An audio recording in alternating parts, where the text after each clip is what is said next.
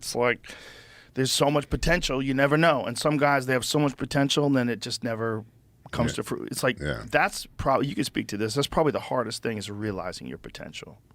Yeah, because you don't know until you get out there, right? And you got to put it to test. And you go out there, and some people, you know, you can be really good, right? And you can have like 2 bad days in the office, right? Lose 2 fights in a row, then your career's over. Look at Max Holloway, right? People were writing him off. People thought before he fought before he fought Justin Gaethje that it was over. Yeah. And he's only 32. Yeah, you got to reinvent yourself. You can't listen to all that noise. Right. Put your head down and go. I lost 2 fights in a row one time in my career, and it was like I was like, what the fuck is wrong with me? But you got to put your head down and come back and train. Because normally in the beginning of my career, like I lost to Marvin Eastman my first professional fight. Then I went on a long run. I didn't lose again until Sakuraba. Then I lost to Sakuraba, and I went on a long run, and I didn't lose again until whoever. Maybe it was Vanderlei. I can't remember who beat me after that.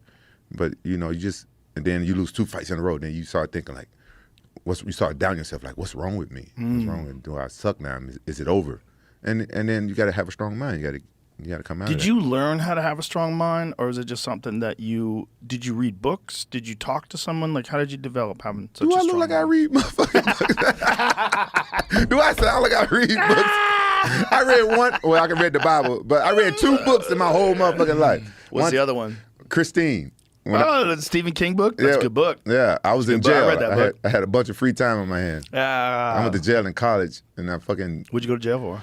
One of my teammates was a fucking asshole, and he hit me in the mouth with, the payphone receiver. I got this scar on my lip wherever side it is. Motherfucker hit me in the mouth, and I tried to kill him. And he went to the hospital. I went to jail. It was self-defense. Right. But the problem was, what fucked me up is that I went back and stumped him some more, and I think that was no longer self-defense once you did that, and I didn't know. All right.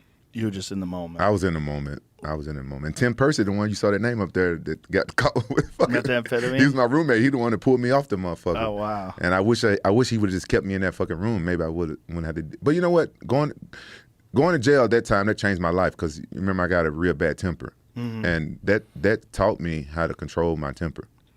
Going to jail, because I hated jail. I was there for like 47 days up in Susanville. That changed my fucking life. I'm like, yeah. I don't see how anybody can go to jail or prison and fuck up and go back to that motherfucker.